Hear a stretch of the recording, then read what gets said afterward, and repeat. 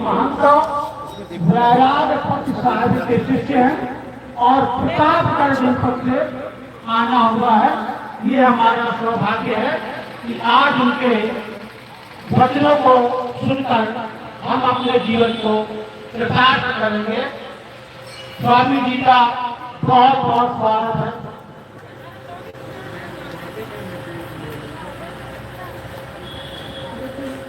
अरे कुर्सी ले लो, कुर्सी आराम से मिल जाएगा। सब लोग खड़े होकर ताली बजा के स्वागत करेंगे स्वामी जी का। सब लोग ताली बजा के स्वागत करें। हमारे बीच में आज उपस्थित हुए हैं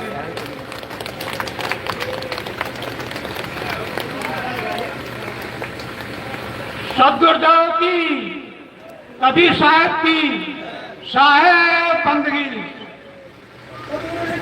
साहेब की, समझ में जी गुरु नितिननाथ साहिब की साहिब बंदगी सतनाम।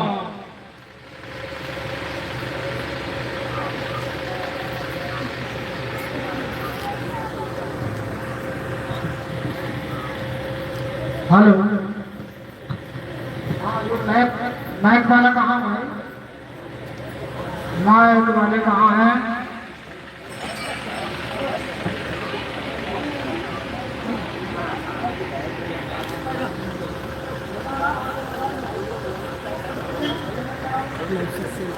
हम यहाँ बैठ जाएं।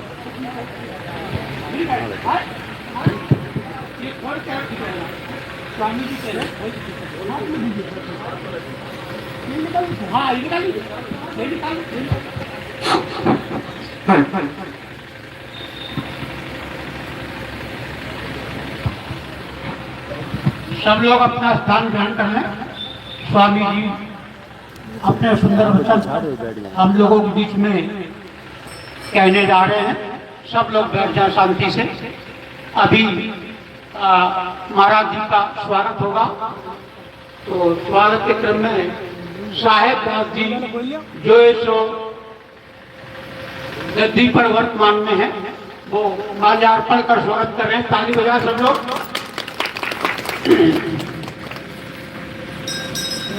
और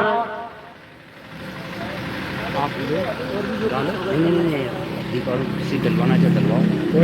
हमारे बीच में माया सहाय जी है गौरीकरण से, वो माल्यार्पण कर स्वागत कर रहे हैं। संत बालक दास साहेब जी गंगा वाले आ जाए, माल्यार्पण कर स्वागत करें।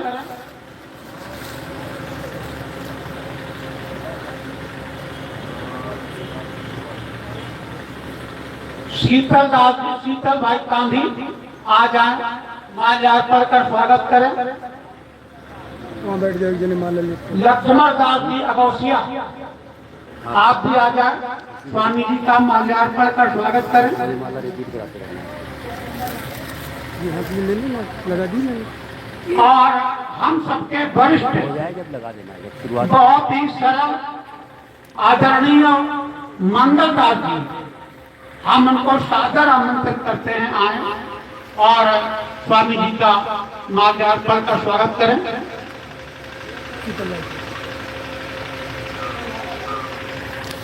आप चले जाओ, माला जैसे उतार के फिर वही रिपीट करा देंगे। सब लोग कर रहे हैं। श्री सजीवन दास जी रसूलाबाद, उनको आमंत्रित करते आए, स्वामी जी का माल्यार्पण कर स्वागत करें। सभी सजीवन दास जी रसूलाबाद। माता जी वैना से हैं, माता जी वैना से आए और माला दे करके स्वामी जी का स्वागत करें। माता जी वैना से।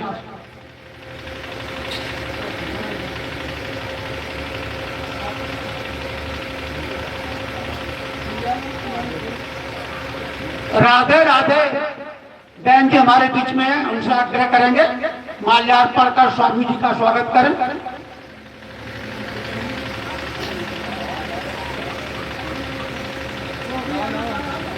और भी कोई स्वामी जी का स्वागत करना चाहते हैं, उनका आशीर्वाद लेना है तो आकर के उनका आशीर्वाद ले लें।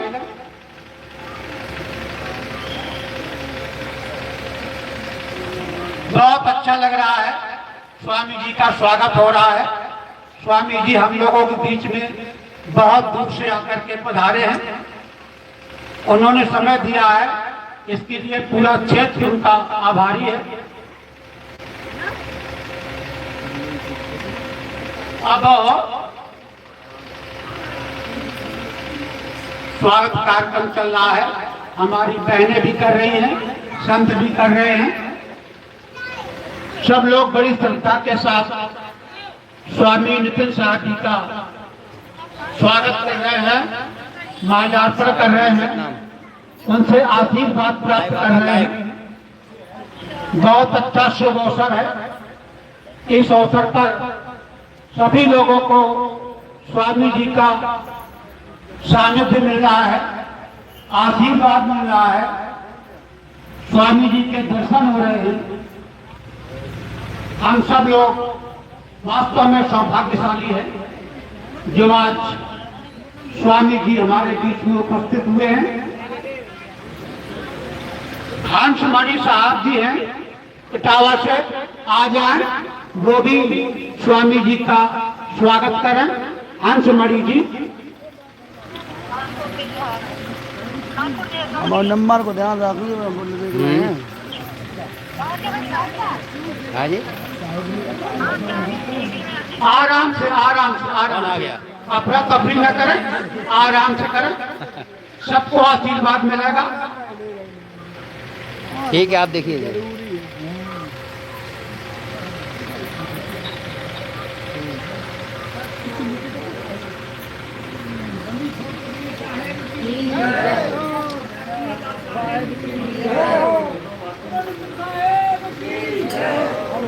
बोलो कबीर साहब की।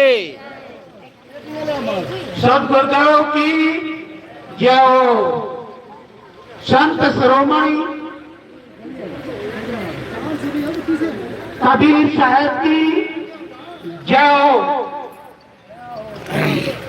गांधी आश्रम के साहब सबकी व्यवस्था कर रहे हैं। सब लोग अपने स्थान पर बैठते जाए, आराम से, बहुत आराम से।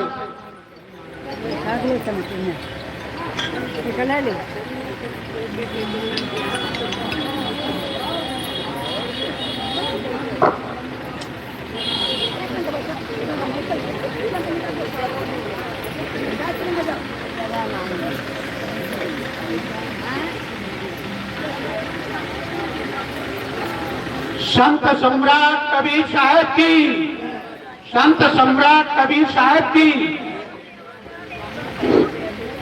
आत्मज्ञानी नितिन साहब की, आत्मज्ञानी नितिन साहब की। ठीक है, ठीक है, ठीक है।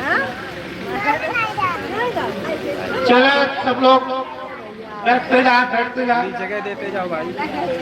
सदगुरु कबीर साहिब की, सदगुरु कबीर साहिब की, गद्दी बड़ैया धाम की, बैरागपति साहिब की, सदगुरु नितिनदास साहिब की, सबदवेदी गुरु नितिनदास साहिब की, मूल ज्ञान प्रचारक सबदवेदी गुरु नितिनदास साहिब की, साहेब बंदगी साहेब। अब सभी लोग अपना अपना स्थान ग्रहण करें। अब गुरुदेव आपको सभी को, संत एवं भक्तों को मार्गदर्शन देंगे। तो सब लोग शांति पूर्वक अपना अपना स्थान ग्रहण करें। सब लोग बैठ जाए। ये स्वागत कार्यक्रम हो गया है। बस अब अरे बस करो भाई, लास्ट में कराना भी चाहिए। चलो सब लोग अपने अपने स्थान पर बैठे और बनाए रखो सब लोग। स्वामी जी के मधुर और आत्मज्ञान संबंधी विचार सब लोग श्रवण करें।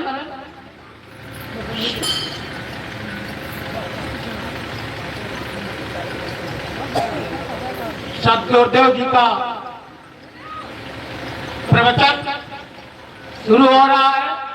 आप लोग शांति से बैठ जाइए।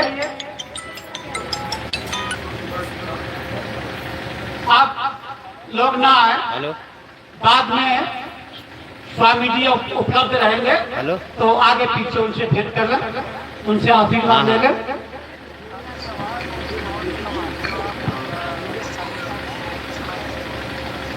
अभी हम थोड़ी देर बाद बात करते हैं क्योंकि सत्संग चालू है ना गुरु जी का, वहीं पर हैं। हाँ अभी ठीक है ठीक। स्वामी जी बोले, इसके पहले हमारे बीच में सबसे वरिष्ठ संत मंगलदास जी यहाँ उपस्थित हैं। हम चाहते हैं आकर के 2 शब्दों में स्वामी जी का स्वागत करें। आदरणीय मंगलदास जी। बोलिए परमपिता परमात्मा की जय, सतगुरु बंदीछोड़ कबीर साहेब की जय, आचार्य गति बढ़ैया की जय, परम पुरुष सत्य लोकवासी माता गंगादास साहेब की जय, परम पुरुष सत्य लोकवासी महात्मा सतलाल साहेब की जय। यहाँ पर सभी हमारे पूजनीय सम्मानित महान गणमा बहन बेटियों, ये आज कांधी में जो ये फंक्शन हो रहा है, ये जो तीर्थ धाम बना हुआ है, ये हमारे सत्य लोकवासी महात्मा गंगादास की जन्मभूमि थी। यहाँ पर 130 साल के बाद उन्होंने शरीर छोड़ा था और वो हमारे सत्य लोकवासी महात्मा जो आचार्य गति बढ़िया के चतुर्थ महान थे, सामने वाले दिख नहीं रहा है और हम मंगवा रहा है। छोटे से गांव एक पबली पड़ता है, उस गांव पे हम 60 से कबीर पंथ में जुड़े हैं। 14 में हमने भेज लिया। आचार्य गति बढ़िया और रामपुर हम कई बार जा चुके हैं और शिक्षक मित्राल में रहा और पूजनी नितिन दास साहब का हमने कुरेगी में 2 गाड़ियां लेकर के उस धाम में हम गए थे जहाँ सत्संग हुआ। तो आज ये दूसरा मौका है कि उनका मैं अपने नेत्रों से स्वागत कर रहा हूँ कि ये कर्म भूमि है। आप लोग धन्यवाद अपने को समझिए कि जहाँ पर हमारे ऐसे महान पुरुषों का पदार्पण होता है तो संत देने के लिए जो जो इच्छा दास को हुई बंदी छोड़ को जावे हुई। आप लोग यानी बहुत परम सौभाग्यशाली है। कबीर साहब का तो इस विषय में चैलेंज है, क्या है कि भक्ति बीज पलटने चाहे जाए अनंत, धन्य धन करे उतरे हो संत का संग। कबीर कमाई अपनी कभों ने निष्फल जाए, 7 समुद्र आड़े पड़े मिले अगाई। ये बीज पड़ गया है और उनका सिद्धांत रहे इस बात का है, साधना का क्षेत्र शब्द है जिससे ये जीव सत्य लोग से आकर के यही डाल दो बीच में यही। अब कैसे यहाँ से वो निवारण हो, इसलिए ऐसे महान गुरुओं के आशीर्वाद की जरूरत पड़ती है और जो समय समय पर आकर के जीव को चेताते हैं और सत्य लोग का रास्ता बताते हैं। बोले आचार्य गति बढ़ैया की जय, काली धाम की जय। आए हुए हमारे सभी पूजनीय महंतगण संतगण माँ बहन बेटियों, ठीक है ना? बस ठीक है साहब, चलाइए। ठीक है।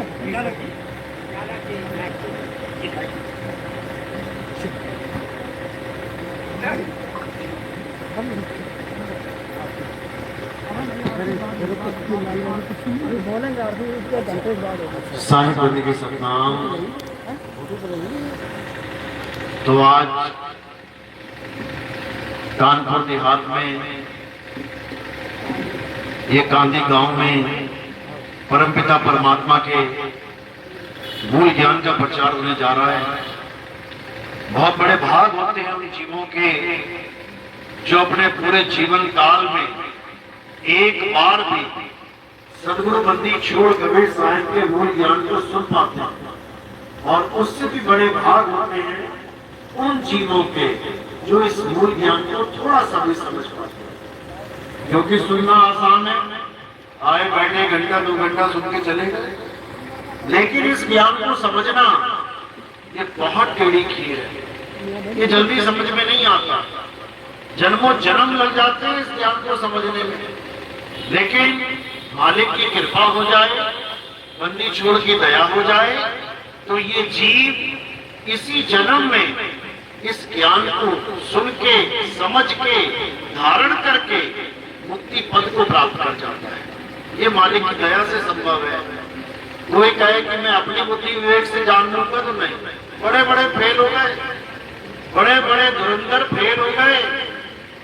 ये केवल मालिक की कृपा पे निर्भर करता है कि आप इस ज्ञान को कितना समझ पाते, कितना धारण कर पाते। तो आज मालिक की दया है जो ये ज्ञान इस गांव में प्रचार हो रहा है। ध्यान से समझना है, ध्यान से सुनना है। सत्संग शुरू करने से पहले परमात्मा के नाम पे जयकारा लगाएंगे और फिर सत्संग शुरू करेंगे। बोलिए परमपिता परमात्मा की जय। सदगुरु बंदी छोड़ कबीर साहिब की जय। सभी संतों की जय। सभी भक्तों की जय। आज के आनंद की जय। सदगुरु मदनपति साहिब की जय। सदगुरु दूलपति साहिब की जय। सदगुरु प्रकाशपति साहिब की जय। दीवान जौहरपति साहिब की जय। सदगुरु राम सेवक साहिब की जय। सदगुरु विराटपति साहिब की जय। सभी संतों की जय। सभी भक्तों की जय। इस गांव नगर बस्ती की जय। आज के आनंद की जय। सकल हंस को बंदगी साहेब बंदगी साहेब।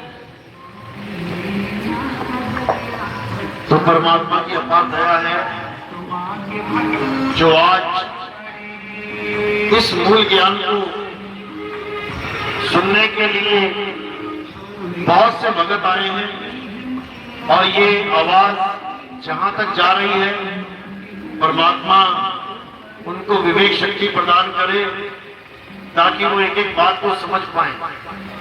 तो सबसे पहले जिक्र करेंगे कि आखिर हमें इस मनुष्य चोले को धारण करने का सबसे जरूरी हमारा कर्तव्य क्या है, आखिर हमारा लक्ष्य क्या है।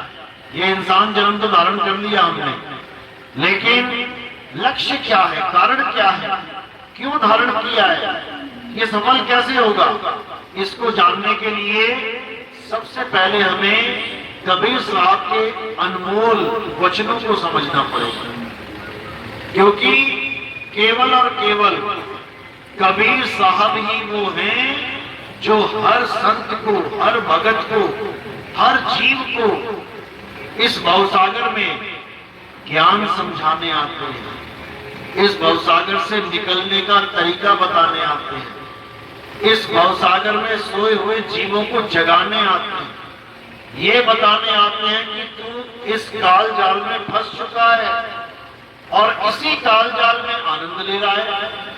इस काल के जाल को यानी इस तीन लोग की जेल को छोड़ने को भी तैयार नहीं है कि कोई कहे कि छोड़ दे, नहीं छोड़ती। यहाँ चेलों की नहीं छूटती, गुरु की नहीं छूटती, यहाँ बड़े बड़े महात्माओं की नहीं छूटती, छोड़ने की जगह और पकड़ लेते हैं। लेकिन कबीर साहब समझाते हैं कि भाई भले तुम ना छोड़ना चाहते तो क्या हमेशा पकड़ के रह सकते हो, छोड़ना तो पड़ेगा, वो छुड़वा देगी माया अपने आप ही। इससे पहले कि वो छुड़वाए उससे पहले तुम अपनी तैयारी कर लो। इससे पहले कि मौत तुमसे शरीर छुड़वाए तुम पहले ही शरीर छोड़ने की तैयारी करो। इसी को जीवित मुक्त अवस्था कहते हैं, जीवित मुक्त। यहां मरने के बाद वाली मुक्ति नहीं है कि पंडित जी ने कह दिया कि भगवान की पूजा करो, पंडित जी उससे क्या होगा, अरे मरने के बाद स्वर्ग मिलेगा।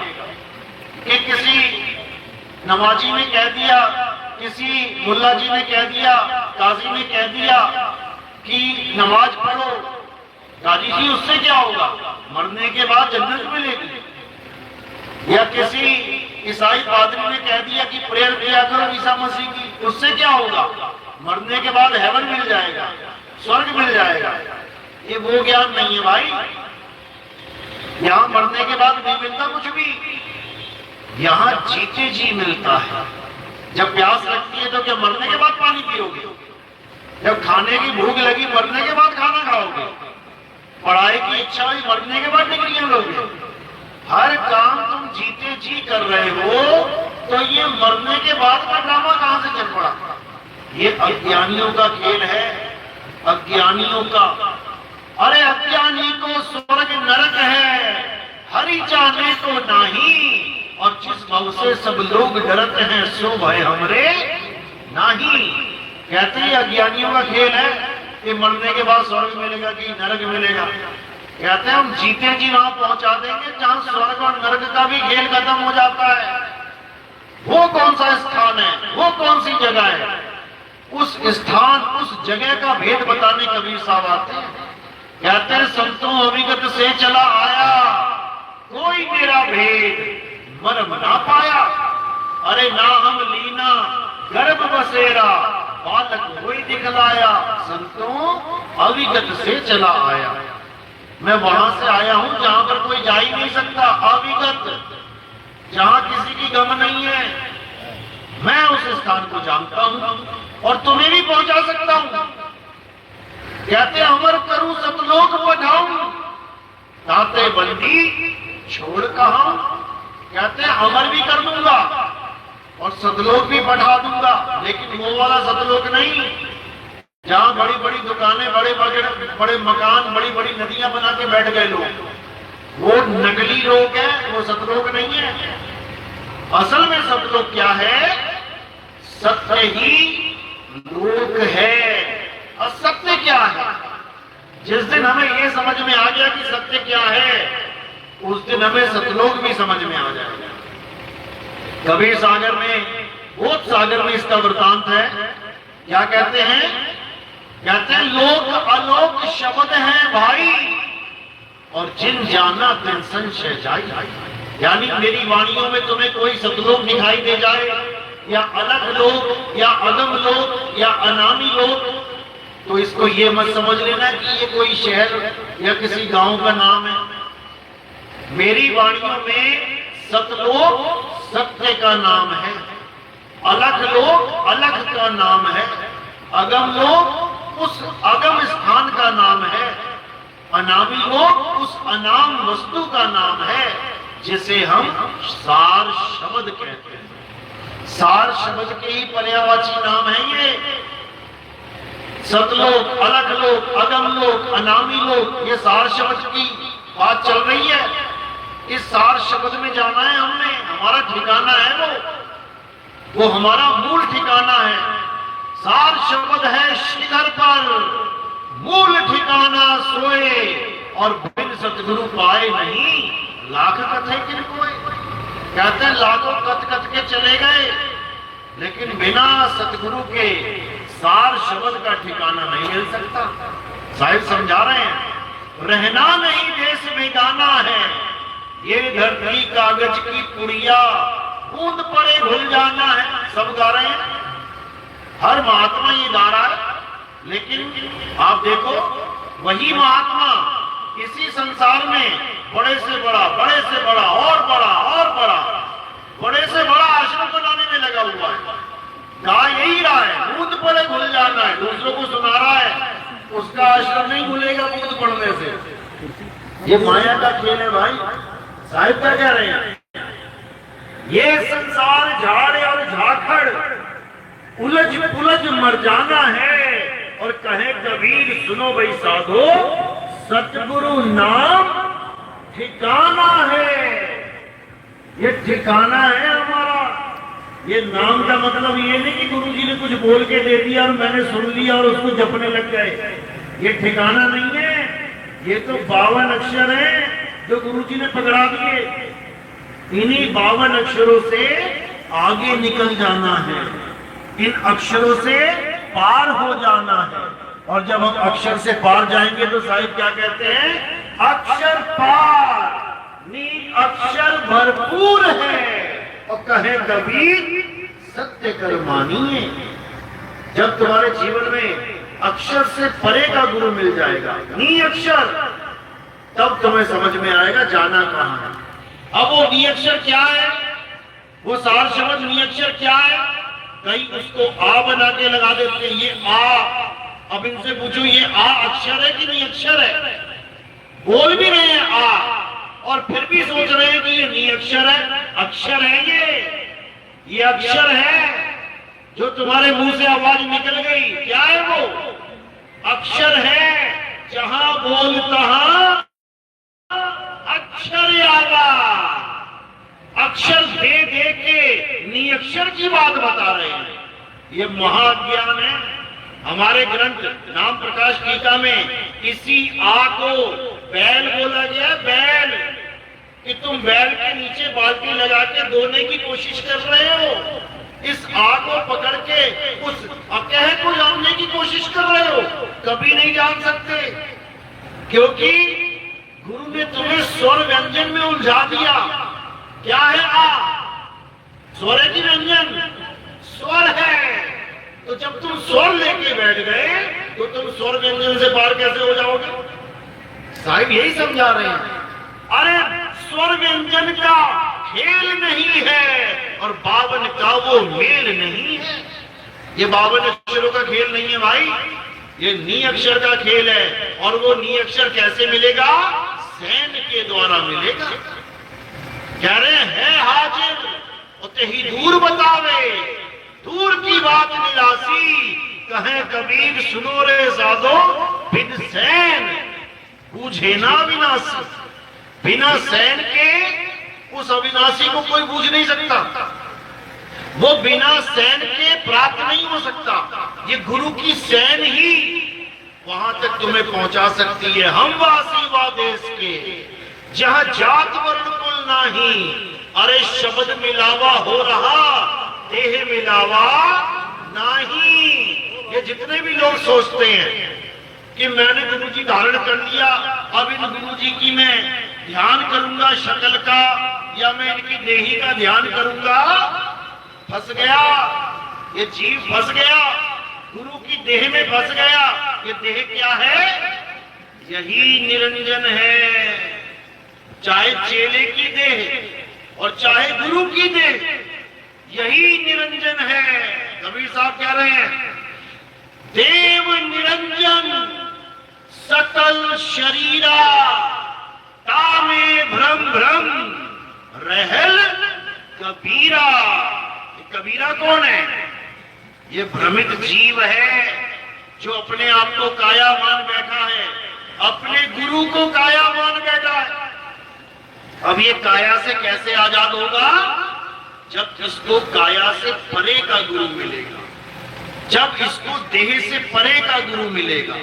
कहते देही को सतगुरु कहे, ये है धूंधर ज्ञान और 4 दाग आवे नहीं, वह तो सतगुरु जान।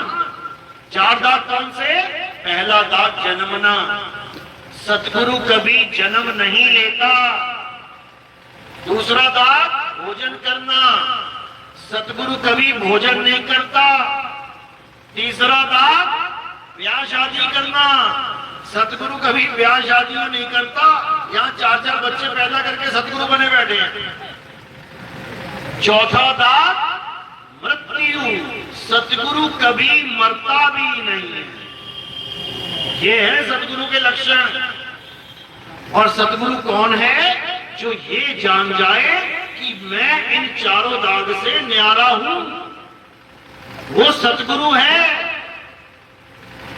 और जो अपने आप को काया मान के बैठा है, जो अपने आप को जन्म और मृत्यु में मान के बैठा है, जो ये मान के बैठा है मैं सुबह दोपहर शाम भोजन खाता हूं, वो सतगुरु नहीं है, वो तो देही गुरु है। सतगुरु कौन है? जो अपने सत्य स्वरूप को जान चुका है, जो ये समझ चुका है कि मैं ना आदमी हूं, ना औरत हूं और ना ही नपुंसक यानी किन्नर हूं। तीनों कैटेगरी से परे जो अपने सत्य स्वरूप को जान चुका है, साहिब कहते हैं वही सतगुरु है।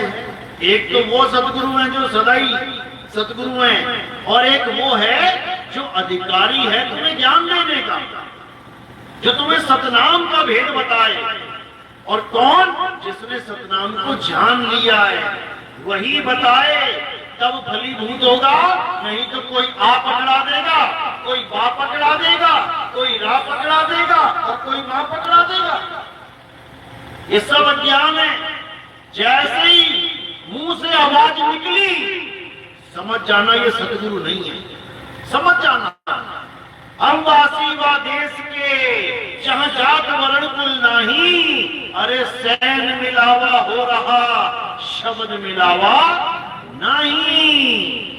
ये सारी सैन की बात है मेरे भाई। सैन मतलब इशारा, इशारे के द्वारा ही इस सूरत को शब्द का भेद समझाया जाता है। कहते हैं इशारा किसको समझ आता है? समझदार को इशारा काफी, समझदार को इशारा काफी, और अज्ञानी मूर्ख को पूरी रात समझाते रहो तो उसको ना समझ में आता। तो कबीर साहब यही समझा रहे हैं। सबसे पहली बात क्या है कि गुरु मेरे सभी बड़े, अपनी अपनी ठौर। भले तुम्हें तुम्हारे गुरुजी ने राम राम मंत्र दे दिया, भले तुम्हारे गुरुजी ने अल्लाह अल्लाह जपने को दे दिया, भले तुम्हारे गुरु ने वाहेगुरु वाहेगुरु जपने को दे दिया, भले तुम्हारे गुरु ने सोहंग सोहंग जपने को दे दिया, कुछ भी दे दिया, उसकी इज्जत करना सीखो। यानी हमें कुछ तो दिया है ना भाई। तो क्या कह रहे हैं? गुरु मेरे सभी बड़े, अपनी अपनी ठौर। एलकेजी का टीचर कोई और था, पहली कक्षा का क्लास टीचर कोई और है, दूसरी कक्षा में कोई और पढ़ा रहा है, तीसरी में कोई और पढ़ा रहा है, 5वीं 10वीं 12वीं में कोई और पढ़ा रहा है। लेकिन अगर मार्केट में पहली क्लास का टीचर मिल गया तो क्या उसके पैर नहीं छूओगे? 5वीं का मिल गया तो क्या उसका आदर नहीं करोगे? 10वीं का मिल गया तो क्या उससे हालचाल नहीं पूछोगे? वो तुम्हारा गुरु है। वो भले ठौर अलग अलग है, ये पहली का, ये दूसरी का, ये 5वीं का, ये 10वीं का, लेकिन वो हमारा गुरु है। तो कह रहे हैं गुरु मेरे सभी बड़े, अपनी अपनी ठौर। शब्द विवेकी पारखी, सो माथे का मोर। क्या होता है? जब शादी होती है किसी की तो उसके सिर पे सेहरा होता है, देखा होगा। अब दूल्हा जो होता है वो सेहरा पहन के बैठा होता है, भले दूल्हे के कपड़े 500 की पैंट 500 की शर्ट, कोई बात नहीं, और उसके मित्रगण 5000 की पैंट 5000 की शर्ट पहन के बैठे हैं। दूल्हे के पास 200 रुपए की घड़ी है, उसके दोस्तों के पास 10,000 की घड़ी है, दूल्हे के पास 400 रुपए के जूते हैं, उनके दोस्तों के पास 20,000 के जूते हैं। तो क्या दुल्हन माला उसके दोस्त के गले में डाल देगी? नहीं डालेगी, भले कितना करोड़पति क्यों ना आ जाए। ये उसके गले में डालेगी जिसके सिर पे मोर है, जिसके सिर पे सेहरा है। इसी प्रकार कोई कितना ही बड़ा गुरु क्यों ना हो, अरबों खरबों की प्रॉपर्टी लेके बैठा, पूरा पूरा शहर उसके कब्जे में क्यों ना हो, हजारों लाखों मकान क्यों ना उसने अपने आश्रम में बनवा दिए हो, तो क्या उसको सतगुरु मान लेंगे? माला उसके गले में डाल देंगे? नहीं। किसके गले में जाएगी? शब्द विवेकी पारखी,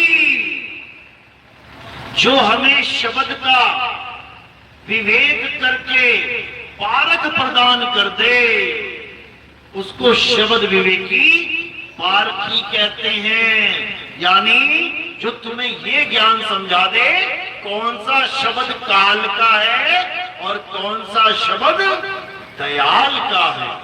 जिसने ये तुम्हें भेद समझा दिया, बस दो ही चीजें हैं, या काल का या दयाल का, तीसरा कोई नहीं है बीच में।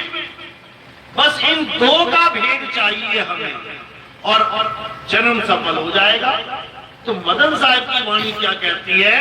सोई गुरु पूरा कहावे, जो दो अक्षर का भेद बतावे, एक छुड़ावे एक लखावे, तब प्राणी निज घर को जावे। अब समझोगे लखा क्या रहे हैं और छुड़ा क्या रहे हैं? एक तरफ कहते हैं 52 अक्षर छोड़ दो, उसके बाद नाम लेने जाओ, फिर क्या दे रहे हैं मुंह से? फिर क्या दे रहे हैं? मुंह से ही दे देंगे आ। क्या छुड़ाया क्या पकड़ाया? 52 छुड़ा के पावन ही पकड़ा दिया। ये बुद्धि में नहीं जाता किसी के। जहां बोल तहां अक्षर आवा, और जहां अक्षर तहां मन्नारा हवा। अब वो अक्षर कौन सा है? अक्षर कहते हैं अविनाशी को। बोल वाले अक्षर को मन ने पकड़ लिया, गुरु जी ने बोल के बता दिया, मन ने पकड़ लिया। अब मन कहां चला गया? उसी अक्षर में रमेगा जाके। निकल के दिखा दे। राम वाले को राम दे दिया, अल्लाह वाले को अल्लाह दे दिया, वाहिगुरु वाले को वाहिगुरु दे दिया। उन्हीं अक्षरों में रमेगा 24 घंटे। समझ लो। लेकिन साहिब कह रहे हैं अक्षर पार नहीं, अक्षर भरपूर है। जब तक तुम्हारे मन में ये भी शंका रहेगी कि ऐसा वो है, ऐसा वो है, तो ऐसा ही मिलेगा तुम्हें। मन को पता ही नहीं होना चाहिए, मन को पता लगना ही नहीं चाहिए वो है कैसा। याद रखो, मन कभी नहीं प्राप्त कर सकता उस अक्षर को। मन की हैसियत नहीं कि वो उसको जान ले। वो मनोतीत है, वो अक्षरातीत है, वो भावातीत है, वो मायातीत है। तुमने कैसे लखा दिया उसको? समझ लो। उसको कौन लखाएगा? शब्द स्वयं उसको लखाएगा। बलिहारी व घट की जिस घट प्रगट होई, जब वो प्रगट होगा तब तुम लग पाओगे वो है क्या। समझ लो। गुरु केवल सैन देता है, सैन देगा, पावन छुड़वा देगा, बिल्कुल कागज कोरा हो गया, बिल्कुल साफ। अब उसमें आ बा पा नाम ये कुछ नहीं लिखना है, ये कुछ भी नहीं लिखना है। जैसे ही कोरा कागज हो गया, अब क्या होगा? अब सैन को पकड़ेगी सुरता। जब सैन को सूरत पकड़ेगी फिर क्या होगा? फिर एक डोरी आएगी। डोरी एक अनूप है, अधरे दर्शन होए और काया से बाहर रखे हंस कहावे सोए। पकड़ानी थी डोरी और पकड़ा दिया आ, तो कहां कहां जाएगा ये जीव? बेड़ा गर्क हो जाएगा इसका। इस आ से छुड़वाने के लिए ही कबीर साहब आते हैं, और कबीर पंथ में ही यहां पकड़ा दिया गया। कैसे छूटेगा जीव? ये डोर कहां है? ये डोर कैसे पकड़ी जाए? इसी को मकर तार की डोर कहते हैं। मकर तार की डोर पे चढ़ो संभार संभार। समझ लो, ये ऐसी डोर है जो दिखने में नहीं आती, लेकिन पकड़ के खींचती पूरा है। कैसे? जैसे लोहे को चुंबक खींचती है, दिखती नहीं है। वो डोर दिखेगी नहीं तुम्हें कि लोहे को कौन ले गया ऊपर। ऐसी डोर है सतगुरु के पास। अरे 7 दीप 9 खंड में सतगुरु फेंकी डोर और तापे हंसा ना चढ़े, तो क्या सतगुरु का डोर। सतगुरु यहाँ आ पढ़ाने नहीं आते, सतगुरु डोर का भेद बताने आते हैं। इसी डोर पे जब ये हंसा चढ़ेगा, उस चाल को क्या कहते हैं? क्या कहते हैं उस चाल को? विहंगम चाल। ये विहंगम चाल की डोर है। अरे शब्द विहंगम चाल हमारी, और कहे कबीर सतगुरु दई तारी। खुले कपाट शब्द झनकारी, और पिंड अंड के पार सो देश हमारा है। कर नैनो दीदार महल में प्यारा है। साहिब समझा रहे हैं, ऐसा गुरु चाहिए जो शब्द झनकार का भेद बताए। ये आ ई में ना उलझा दे। गरीबदास जी महाराज कहते हैं, कोई है रे परले पार का, जो भेद कहे झनकार का। ऐसा गुरु मिल जाए जो तुम्हें शब्द झनकार का भेद बता दे। हमारे जौहरपति साहिब क्या कहते हैं? रुंझुन सार शब्द झनकारा, पावेगा कोई संत प्यारा। समझ लो, किसको झनकार का भेद मिला है? सब आ लेके बैठे, चलिए ही रहा है। इसीलिए प्रकाशपति साहिब ने एक ग्रंथ छपवाया था। क्या नाम था उस ग्रंथ का? प्रकाशपति साहिब ने एक ग्रंथ छपा। कौन कौन प्रकाशपति साहिब के शिष्य? हाथ खड़ा करो। पड़ैया गद्दी के प्रकाशपति साहिब के शिष्य दो, बस दो ही है। 3 और कोई 4 और कोई 5 6। उन्होंने एक ग्रंथ छपवाया था जिसका नाम था अभिनंदन ग्रंथ। किस किस को अभिनंदन ग्रंथ का नाम पता है या उनको पता है कि ये ग्रंथ छपा था? हाथ खड़ा करो। एक को भी नहीं पता, एक को पता है। अभिनंदन ग्रंथ में एक वाणी आती है। वो ग्रंथ किसके बारे में है? वो कबीर साहब और मदन साहिब की वार्ता है। ये ग्रंथ किसी को भी इसका नाम तक नहीं पता है। कोई बिरला जानता है, केवल जिसने जीवन में कभी एक बार देख लिया हो। हमारे पंथ की जड़ है वो। हम धर्मदास जी का ग्रंथ उठा के देखते, क्या नाम है उसका? कबीर साहब और धर्मदास की वार्तालाप हुई ना, क्या नाम है उस ग्रंथ का? क्या नाम है?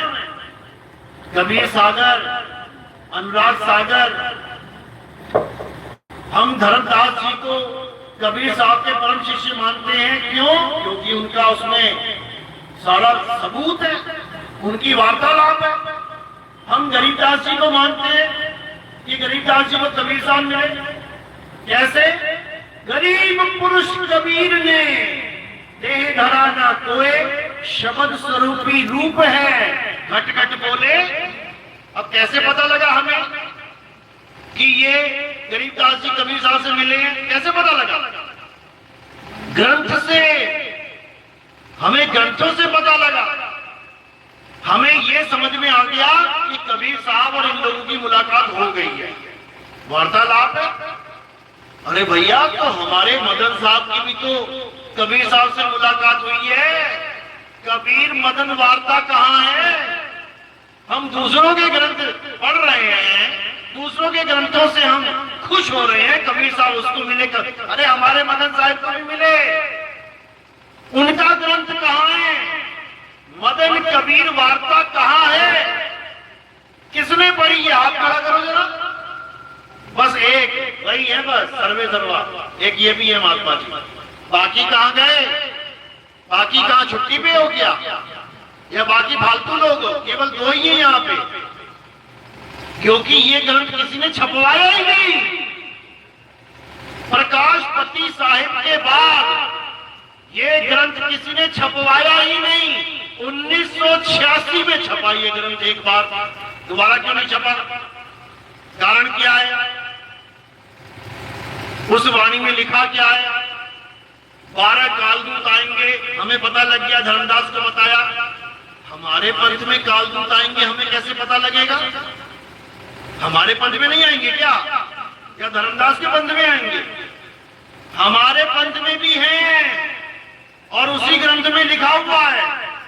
क्या कहते हैं? बहुत मदन में पंथ चले हैं, बहुत ज्ञान कथ के समझई हैं, और बाकी बात न मानो एका, सार शब्द में राखो टेका। ये उसी ग्रंथ की लाइन है कि हे मदन, तेरे ही पंथ में एक से एक काल के दूत घुसेंगे, एक से एक घुसेंगे। कोई आ पकड़ा देगा, आसार शब्द है। कोई बा पकड़ा देगा, बासार शब्द है। कोई रा पकड़ा देगा, रासार शब्द है। ये मैं नहीं बोल रहा, उसमें लिखा हुआ है, उसमें लिखा हुआ है। फिर क्या बोला उन्होंने? मदन साहब कहते फिर कैसे होगा महाराज, ये तो बड़ी दिक्कत वाली बात हो गई। फिर क्या कहते हैं? कहते घबरा मत, घबरा मत। क्या होगा फिर? कहते चौथी गद्दी होई अवतारा, ताका चरित्र विदित संसारा, हम ही उसके सिर बैठब आई, और वासे पार कोई नहीं पाई। कहां लिखा है ये उसी ग्रंथ में लिखा है, लेकिन किसी को पता ही नहीं है, कोई जानता ही नहीं है, किसी को समझ में आ ही नहीं रहा है कि बाकी सारे पंथ दुनिया में फैल गए। हमारा पंथ कुएं के मेंढक बना बैठा है, कोई जानता ही नहीं है मदन साहिब को। छोटे से छोटा संत पूरी दुनिया में मशहूर है, लेकिन वो जिसे स्वयं कबीर साहब आके मिले उसको कोई जानता ही नहीं है। क्यों? क्योंकि कबीर साहब ने क्या बोला था कि अभी कोई नहीं जानेगा मदन, एक ऐसा समय आएगा जब इस पंथ का डंका पूरे विश्व में बजेगा, पूरे संसार में, और तब मैं उसके सिर पे आके बैठूंगा। ये कबीर साहब के वचन है, ऐसे मत समझ लेना कि बोल के चले गए। प्रकाशपति साहिब ने अपने कर कमलों के द्वारा ये ग्रंथ छपवाया था, लेकिन उसके बाद इस ग्रंथ का कोई अता पता नहीं लगा।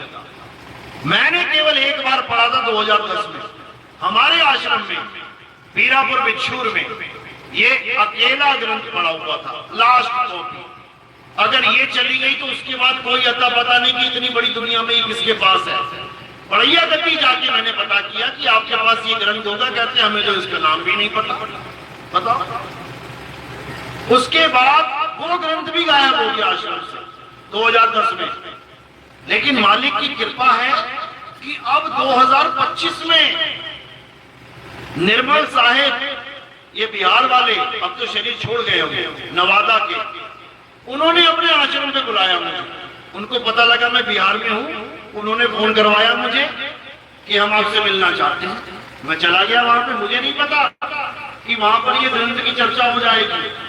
बातों बातों में बात निकल गई मदन साहिब और कबीर साहब की वार्तालाप। उन्होंने क्या बोला, अरे हम ही लोगों ने सबने पैसा इकट्ठा करवा के छपवाया था। मैंने कहा क्या बात है भाई, यानी उन लोगों के साथ मुलाकात होगी जिन्होंने खुद पैसा देके छपवाया है। और उसी गद्दी का महंत क्या कहता है, पता नहीं कौन सा ग्रंथ है, ठीक है पता नहीं है, क्यों क्या दिखाता रहता है नितिन दास। ये आवाज पड़ी है मेरे पास रिकॉर्डिंग। यानी हम ऐसे महंतों की शरण में बैठे हैं जिनको यही नहीं पता हमारे गुरु का खजाना क्या था। ये एकमात्र ग्रंथ है जो ये साबित करता है कि कबीर साहब और मदन साहब की मुलाकात हुई है। तो इस पेड़ की जड़ क्या है? अभिनंदन ग्रंथ। हमारे मदन साहिब के पेड़ की जड़ क्या है? अभिनंदन ग्रंथ। तो अब मालिक की कृपा से हम इसको दोबारा छपवा रहे हैं और आने वाले समय में बच्चे के हाथ में ये ग्रंथ होगा। क्यों होगा? कारण क्या है?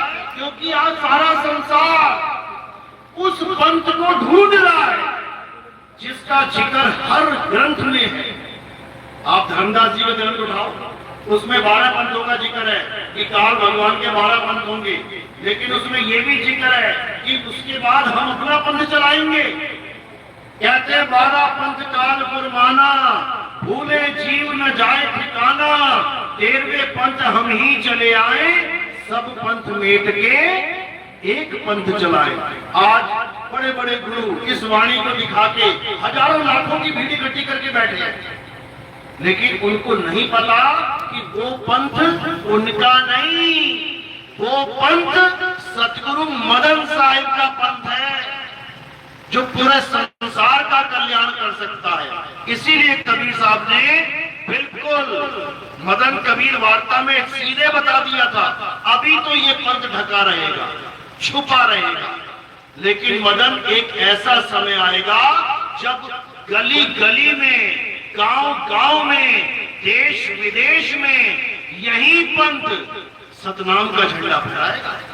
बाबा जय गुरुदेव नाम सुना ही होगा आपने, गांव में उनकी संगत है। बाबा जय गुरुदेव ने सन 1980 में बोल दिया था कि भाई जो पंथ मैं चला रहा हूं इससे मुक्ति नहीं होगी किसी की। बिल्कुल क्लियर लिखा वहां पे।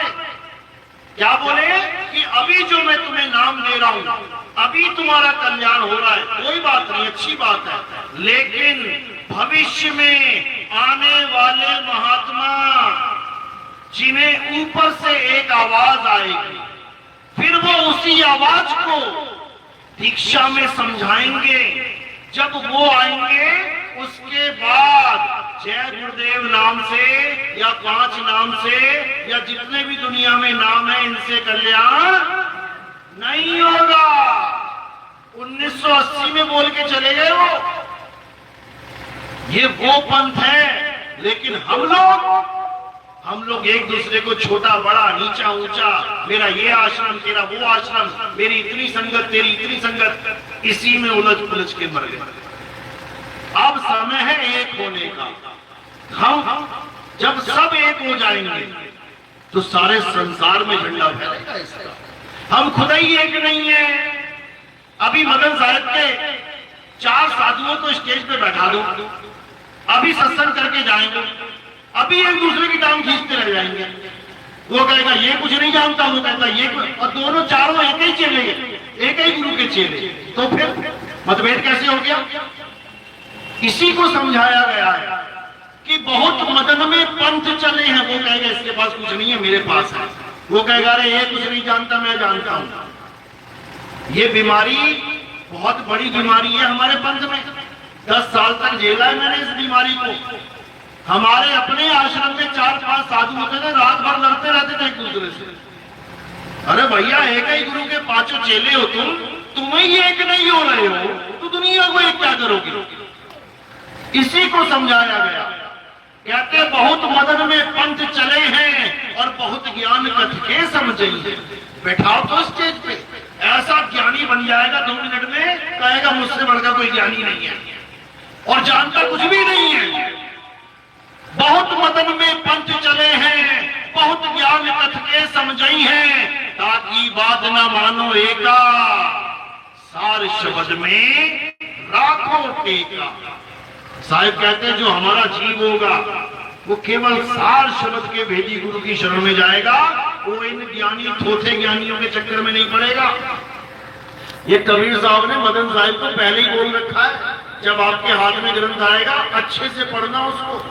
तो उसी ज्ञान को अब जिसको निअक्षर ज्ञान कहते हैं, वो अक्षर वाला नहीं है कि कोई कहे नितिन दास आ देता है, नितिन दास बा देता है, नितिन दास पा देता है। नितिन दास ऐसा कुछ भी नहीं देता। नितिन दास तुम्हें तुम्हारी वस्तु रखाता है, जो तुम्हारे पास पहले से है उसको मैं क्या दूंगा? अरे घट घट मेरा साइया और सुनी सेज न कोए, बलिहारी व घट की जिस घट प्रगट होए। गुरु का काम है भेद समझाना और परमात्मा का काम है प्रकट होना। अरे सेवा को तो ही भले, एक संत एक राम, राम है दाता मुक्ति का और संत जपावे नाम। संत तो भेद बताएगा, उस अजपा को कैसे जपना है, उस निअक्षर को कैसे समझना है, ये सतगुरु बताएगा। और चेला उस पे दृढ़ होके, उसकी भक्ति करके, सूरत को एकाग्र करके उसका अनुभव करेगा उसकी दया से। तो इतनी बात किसी को समझ में नहीं आती, वैर विरोध करते हैं, झगड़ा करते हैं, कोई बात नहीं। कबीर साहब के समय पे भी झगड़ा हुआ, कबीर साहब के समय पे भी बहुत कुछ हुआ। नानक साहब को तो लाठियों से मारा गया, कोई बात नहीं, अच्छी बात है। जिसके पास जो होगा वही देगा। जिसके पास 100 रुपया हो वो 1000 कहां से देगा? जिसके पास मिट्टी है वो सोना कहां से देगा? मिट्टी निकाल के देगा। तो इससे हमें कोई फर्क नहीं पड़ता कि क्या कौन बोलता है। हमारे जीवन का एक मकसद है कि ये जीव शरीर छोड़ने से पहले सत्य को जाने कि सत्य है क्या। माने ना माने ये उसकी सिरदर्दी है, हमारी नहीं। ये उसकी प्रॉब्लम है, हमारी नहीं। हमारा क्या लक्ष्य है कि घट घट में जो साईं विराजमान है उसका भेद सबको पता होना चाहिए। उससे क्या होगा? जब अंत समय आएगा, जब शरीर छोड़ने का वक्त आएगा, तब वो जीव आनंद में शरीर त्यागेगा। फिर हाय हाय करता नहीं मरेगा कि हाय हाय करता मरे। साहिब कह रहे हैं जिस मरने से जग डरे मेरे मन आनंद और मरने पर ही पाइए पूर्ण परमानंद। अरे मरता मरता जग हुआ, मरना जाने ना कोई, और ऐसी मरनी जो मरे और न मरना हो। साईं समझा रहे हैं कि हम अपने जीव को कैसे काया को त्यागना है, ये समझा के जाते हैं। क्यों? क्योंकि अंत समय में काया सबको त्यागनी पड़ेगी। वहां ये नहीं चलेगा मैं कौन से पंथ का, तू कौन से पंथ का। सबकी मौत एक सी आएगी, हालत खराब कर देगी। याद रखना, जब बाढ़ आती है तो सबके लिए एक सी आती है। जिसको तैरना आता है वो बच जाता है, और जिसको तैरना नहीं आता डूब जाता है। हमारा काम क्या है? तैरना सिखाना। इससे पहले कि बाढ़ आए तैरना सीख लो, तभी कल्याण होगा, नहीं तो नहीं होगा। तो कबीर साहब हमें तैरना सिखाते हैं। भवसागर ऐसे नहीं नाम रख दिया उसका, क्या वहां पे पानी है क्या? क्या समुंदर है क्या भवसागर? भवसागर नाम क्यों रखा है? भव जंगल रख देते, भव रेगिस्तान रख देते, भव आसमान रख देते, भव आग रख देते, भव सागर क्यों रखा है? क्योंकि वो तैर के ही पार होगा। और तैरने का मतलब है उस अचल विहंगम को जान लेना, तभी पार हो पाओगे, नहीं तो नहीं हो पाओगे। तो गरीबदास भी यही समझा रहे हैं, सतगुरु के लक्षण कहूं अचल विहंगम चाल, हम अमरापुर ले गए ज्ञान शब्द सरधार। यानी मेरे गुरु ने मुझे ऐसा शब्द दे दिया जो शब्द मुझे अमरापुर ले गया खींच के। कैसे खींच के? जैसे लोहे को चुंबक खींच ले जाते हैं। अरे लोह चुंबक की प्रीत ज्यों लोह को लेती उठाए, ऐसा शब्द कबीर का काल से ले छुड़ाए। अगर काल से बचना है तो क्या करना है? उस नी अक्षर को जानना। अरे बचना चाहो काल जाल से तो चीनो शब्द हमारा, और कहे कबीर अमर कर राखूं जो निज हुए हमारा। कहते फिर किसी और की शरण में नहीं जाना है। एक बार आत्मदेव की भक्ति में आ गए, उसके बाद ये पत्थर पूजा, मूर्ति पूजा, ये मंत्र पूजा, जंतर पूजा, फिर इससे ध्यान हटा लो अपना। जैसे शादी से पहले 10 लड़कों के साथ दोस्ती क्यों ना हो लड़की, अगर शादी हो गई उसकी, फिर उसको एक ही चुनना है, फिर दूसरा नहीं आ सकता जीवन में। अगर दूसरा आ गया तो क्या होगा? वो कहेगा इसी के साथ जा भाई, वो ना रखता। इसी प्रकार जो बंदी छोड़ है वो कौन सी सूरत को सहारा देंगे? जो सूरत आठों पहर केवल अपने गुरु के चरणों में लीन रहे। ध्यान मूल गुरु रूप है, पूजा मूल गुरु पांव, मंत्र मूल गुरु वचन है, और मोक्ष मूल सद्भाव। यानी तुम्हारे भाव केवल और केवल सत्य से जुड़े होने चाहिए। ये भावों का ही खेल है। कहते हैं भाव से भक्ति होती है। भाव ही किसी और के साथ जुड़ गए तो भक्ति क्या करोगे? इसलिए ये ऐसी भक्ति है जैसे एक भिखारी को एक ही दरवाजे से सब कुछ चाहिए, वो दूसरा दरवाजा ही ना देखे। सुबह से लेकर शाम तक खटखटाता रहे, भले शाम तक ना खुले, लेकिन दर छोड़ के ना जाए। तो कह रहे द्वार धनी के पड़े रहो और धक्का धनी का खाओ।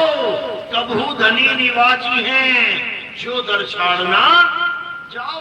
वो दरवाजा नहीं छूटना चाहिए। इसी को गरीबदास जी कह रहे हैं, मैं बांदी का जाम गुलाम गुलाम गुलाम हूं, पड़ा रहूं दरबार आठों जाम हूं। आठों पहर की भक्ति है ये। आठों पहर केवल मालिक के चरणों में ध्यान स्थिर करना है और कुछ नहीं करना। वही है तुम्हारा मुक्ति का एकमात्र जरिया। यही हनुमान जी की आरती में भी लिखा हुआ है, श्री गुरु चरण सरोज रज निज मन मुकुर सुधार, वर्ण रघुवर विमल जसु योदाय को फलचार। कहते पहला वंदन मेरे गुरु के चरणों का है। लेकिन हनुमान जी के गुरु कौन है ये कोई जानता नहीं है, और राम जी को गुरु बना रखा है सबने। हनुमान जी के गुरु कौन है? त्रेता युग में कबीर साहब मुनिंद्र के नाम से जब आए थे, मुनिंद्र स्वामी के नाम से, वही हनुमान जी के गुरु थे। और वही नल नील के गुरु थे, वही रावण की घरवाली मंदोदरी के गुरु थे, जो कहते राम नाम लिख दिया तो पत्थर तैर गए। अरे राम नाम ना भी लिखते पत्थर तब भी तैरते। क्यों? क्योंकि नल नील को आशीर्वाद दे रखा था कि जो तुम्हारे हाथों से छू के पानी में चला जाएगा वो डूबेगा नहीं। तो बताओ राम नाम लिखने की क्या जरूरत है? राम नाम लिखने की क्या जरूरत है? उनके पास शक्ति है भाई, गुरु के द्वारा दी गई शक्ति है। जो चीज पानी में फेंक दी वो तैरेगी, तो इसमें राम नाम क्यों लिखना भाई? रावण का लिख देता तब भी तैर जाता, उसमें राम नाम क्या करेगा? लेकिन लोगों को नहीं समझ में आ रही है ये बात। यही मुनिंद्र स्वामी हनुमान जी के गुरु हैं। जब हनुमान जी राम जी की अंगूठी लेके घड़े में डालने गए, जब घड़े में डाली उन्होंने अंगूठी, क्योंकि राम जी के जाने का समय हो गया, राम जी को पता है कि हनुमान जी अगर मेरे साथ है तो ये काल मुझे लेके नहीं जा सकता, युद्ध हो जाएगा दोनों का। और हनुमान जी को इतने आशीर्वाद प्राप्त है कि ये अजय है, ये कभी हारेगा नहीं, तो मेरी मृत्यु होगी नहीं। अब क्या किया जाए? तो हनुमान जी को ही काम पे लगा दिया, जा भैया अंगूठी वहां फेंक दिया। जब हनुमान जी ने अंगूठी फेंकी तब कबीर साहब प्रकट हो गए मुनिंद्र रूप में। कहते हैं और हनुमान जी क्या हाल है? ठीक हो? हाँ गुरुदेव ठीक है। कहते हैं फिर क्या करना है? रामलीला तो खत्म हो गई, तेरे प्रभु तो जाने वाले हैं, तुझे यहाँ भेज दिया, क्या बात कर रहे हो? कहते हैं हाँ। अरे नहीं, मैं उन्हें नहीं जाने दूंगा। कहते हैं ये कोई पहली बार थोड़ी नहीं है, पता नहीं कितनी बार चले गए, अनंतों बार। कहते क्या बात कर रहे हो? कहते दिखा तेरी अंगूठी कहाँ है। जब उन्होंने अंगूठी नीचे झांक के देखा तो अंगूठी का अंबार लगा हुआ था। कहते महाराज इतनी अंगूठियां कहां से आ गई? अरे तू ही फेंक रहा है हर जन्म में आके। ये काल भगवान ने ऐसा चक्कर चला रखा है, हर जन्म में आके अंगूठी फेंकता, ढेर लग गए। अगले जन्म में भी आना चाहता है क्या? वो कहता ना बाबा ना, यही खत्म कर दो ये खेल। यही जब प्रभु ही चले गए तो ये भी खत्म कर दो। वहां पर अमरता का वरदान दिया हनुमान जी को, यानी आत्मज्ञानी बना दिया उन्हें। आज हम कहते हैं ना देवी देवताओं में कौन अमर है, तो सबसे पहला नाम किसका आता है? हनुमान जी का। उनको पूछो राम अमर नहीं है, हनुमान जी कैसे अमर हो गए? ये वरदान है उनको, यानी हनुमान जी को आत्म ज्ञान प्रदान करके उनको सदा सदा के लिए अमर बना दिया। तो फिर द्वापर में कौन आ गया? हनुमान जी। ये भी काल का चक्कर है। यहाँ पर एक राम और एक हनुमान नहीं है, यहाँ अनंतो राम और अनंतो हनुमान है। जैसे तुम्हारी रामलीला गांव में हो रही है, सुधीर सिंह राम बनता है, इस साल बना, अगले साल बना, अगले साल बना, सुधीर सिंह की मृत्यु होगी, चला गया, रामलीला खत्म हो जाएगी क्या? फिर सुधीर सिंह की जगह मनीष सिंह आ जाएगा राम बन के। इसी प्रकार ये काल भगवान की लीला चलती रहती है, ये चलती रहती है। उसके बाद जीवों का कोई कमी थोड़ी नहीं है, ये सारे जीव ही जीव है। तुम एक सांस में कितने जीव लेके जा रहे हो अंदर, गिनती मिनती भूल जाओगे। मात्र एक सांस में गिनती भूल जाओगे। इतने जीव काल भगवान फंसा के बैठा है, कितने हनुमान खड़े कर देगा, तुम गिनती भूल जाओगे। अर्जुन के सामने जब उसने अपना विराट रूप दिखाया तो गिनती भूल गया वो, कितने गिनूं? अनंत आंखें, अनंत भुजाएं, अनंत जांघें, अनंत ये, अनंत वो। इतनी तगड़ी लीला है उसकी। तो काल भगवान से बचने का एक ही रास्ता है, और वो है आत्मज्ञान। जल में मीन प्यासी, मोहे देखते आवे हासी, आत्मज्ञान बिना नर भटके, कभी काबा कभी काशी। केवल आत्मज्ञान को जानना है। और ये जो आ पा का था, ये सब आत्मा से ही प्रकट हो रहे हैं। जिससे प्रकट हो रहे हैं उसको जान नहीं रहा, और जो प्रकट हो रहा है उसको मान के बैठ गया। कल्याण कैसे होगा? अरे ब्रह्म बड़ा की जहां से आया, और वेद बड़ा कि जिन निर्माया, ई मन बड़ा कि जही मन माना, और राम बड़ा या राम ही जाना। मुंह से निकलने वाली कोई भी आवाज सत्य नहीं है, सत्य नहीं है, झूठ है। कोई भी आवाज सत्य क्या है? जिसकी वजह से वो निकल रही है वो सत्य है, उसको जानना है, तभी कल्याण होगा, नहीं तो नहीं होगा। तो इसी को साहिब समझा रहे हैं, 52 अक्षर जीव आधारा, आदि अक्षर जीव व्यासे न्यारा, वाही को सत सिमरण कहिए, सिमर सिमर नर उतरो पारा। अगर पार उतरना है तो मात्र एक रास्ता है, उस आत्म ज्ञान को प्राप्त करो, उसमें रम जाओ, रमण करो, और फिर तुम्हें क्या मिलेगा?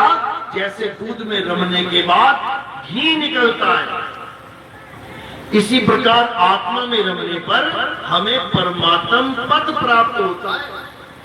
परमात्मा एक पद है, उस पद को सबने प्राप्त करना है, तब मुक्ति होगी। जीव एक पद है, लेकिन अज्ञानता का पद है, इसीलिए मुक्ति नहीं हो रही है। तो साहिब समझा रहे हैं, धर्मदास ये जग बौराना, कोई न जाने पद निर्वाणा, यही कारण हम कथा पसारा, सबसे कहिए राम ने आया। कहते हैं ये पद किसी को समझ में ही नहीं आ रहा। जब तक ये पद समझ में नहीं आएगा कि हमने जाना कहां है, हमने किस में मिल जाना है जाकर, तब तक किसी की मुक्ति होने वाली नहीं है। समझ लो। तो साहिब समझा रहे हैं, अब तो जाए चढ़े सिंहासन, मिले हैं सारंग पानी, राम कबीरा एक भये हैं, कोई ना सके पहचानी।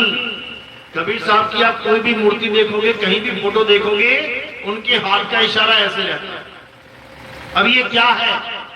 कहीं भी देख लेना, ऐसे नहीं मिलेगा तुम्हें, ऐसे मिलेगा। अब इस सैन, इसको इशारा कहते हैं।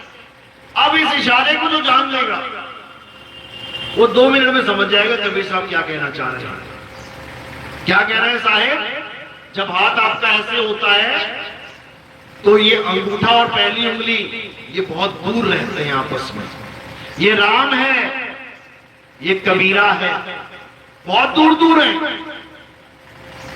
ये साहिब का घर है और ये जीव बना बैठा है। कह रहे हैं साहिब का घर दूर है, जैसे पेड़ खजूर, और अज्ञानी जन के पास में, अज्ञानी से दूर।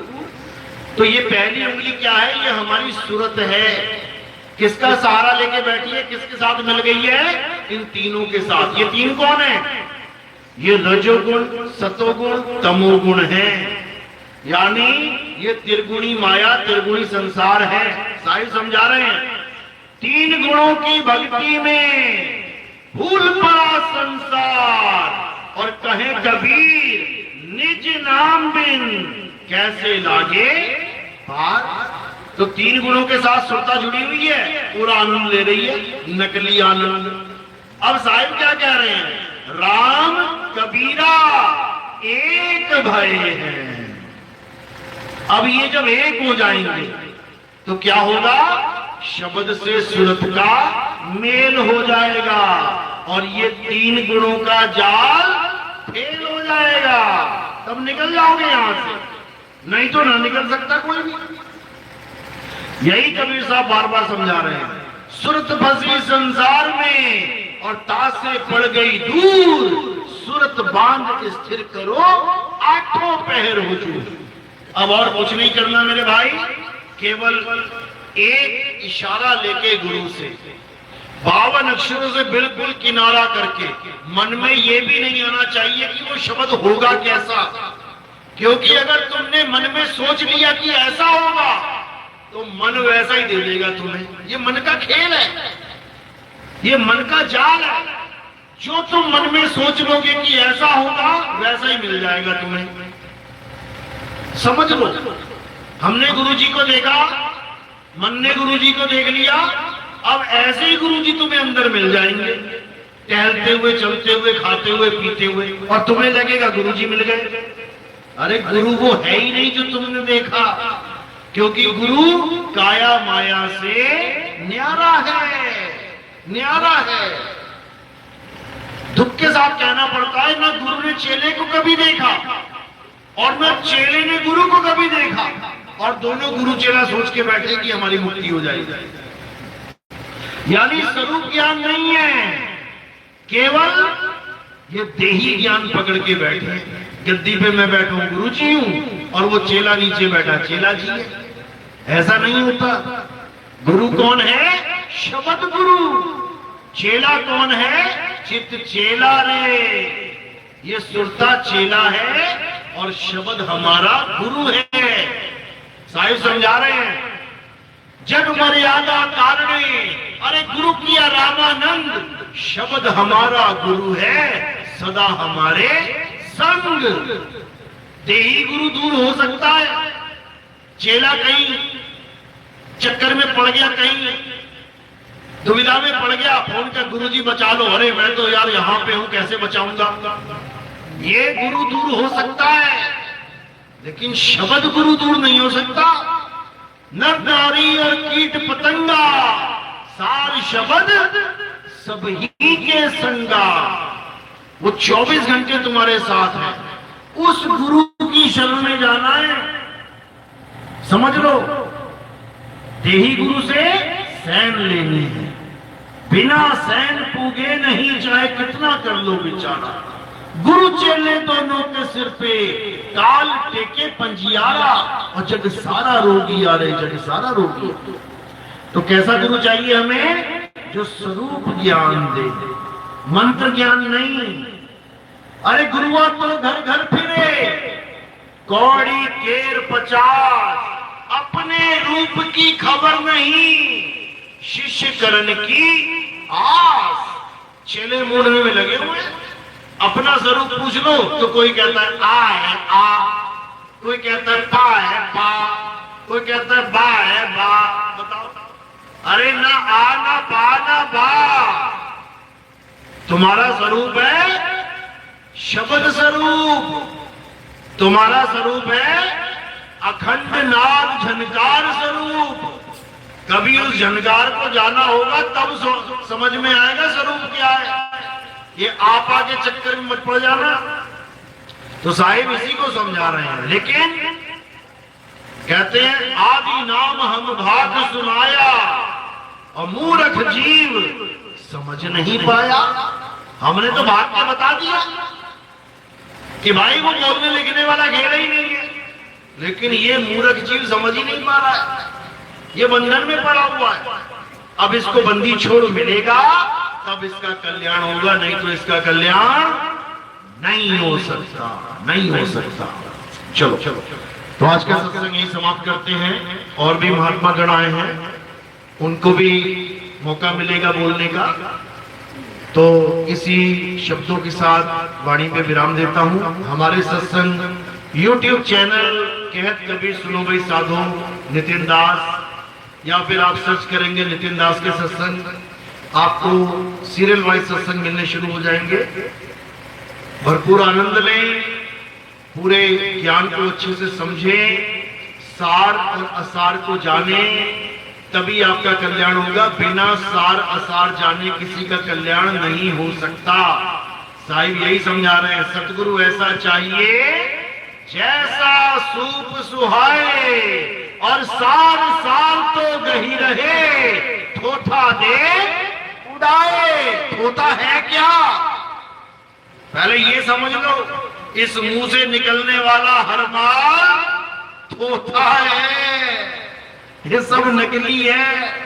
तो सार कहां है? सार विदेही है और थोथा ये देही है। अच्छे से समझ लो।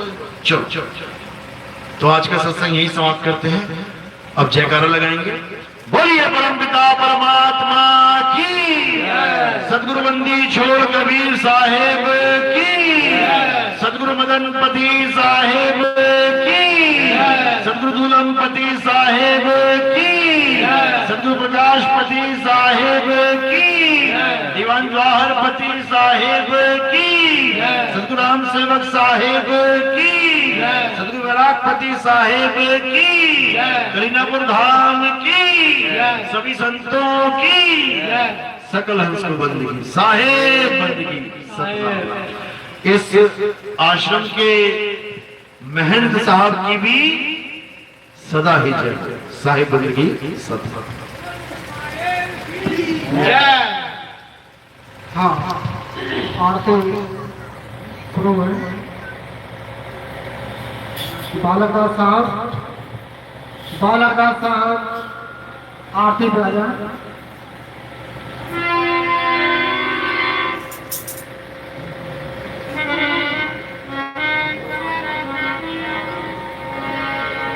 सभी लोग जो आरती करना चाहें वो आ जाए और अपनी आरती शुरू करें।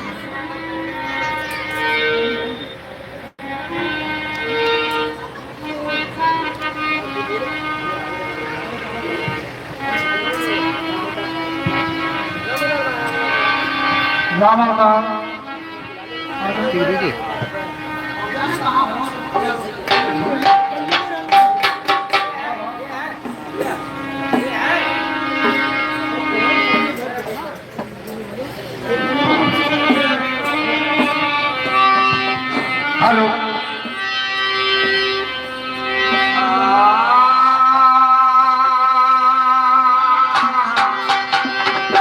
गुरु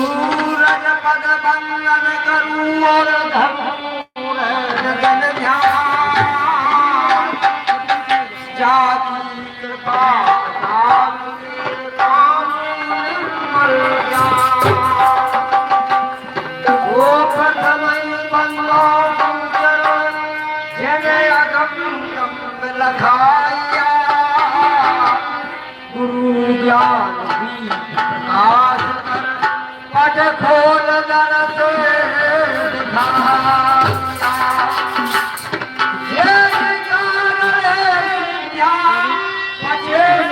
गुरु कृपा से पाया अकह मूरत अन्य सूरत ताह जाय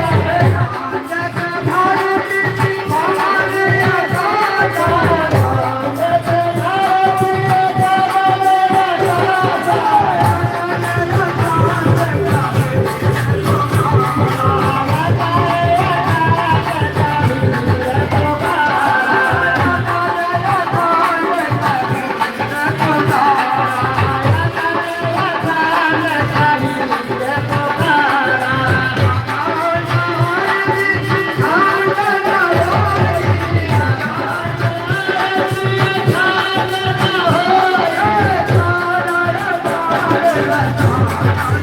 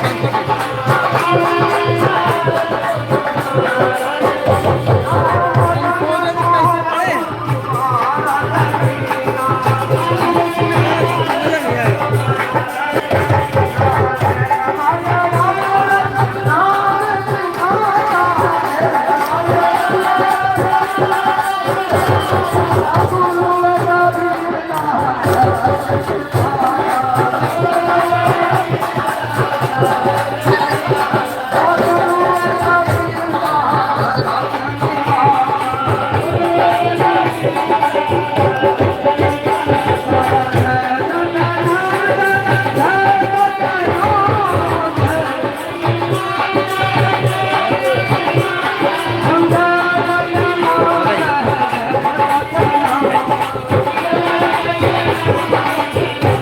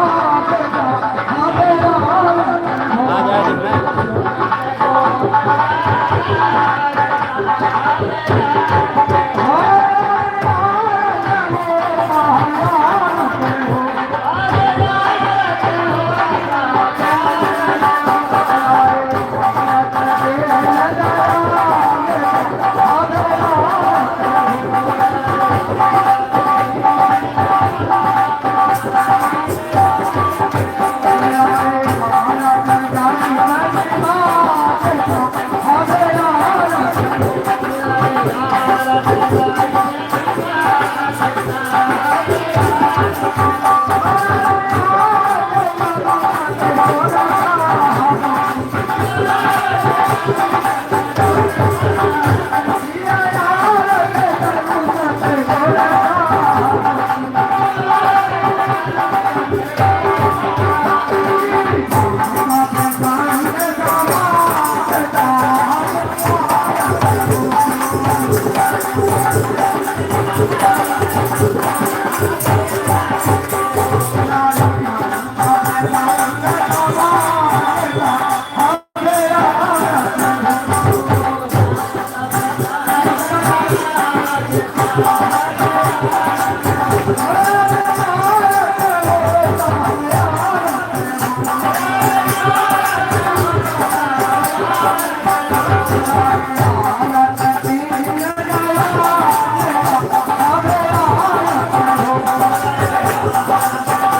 you.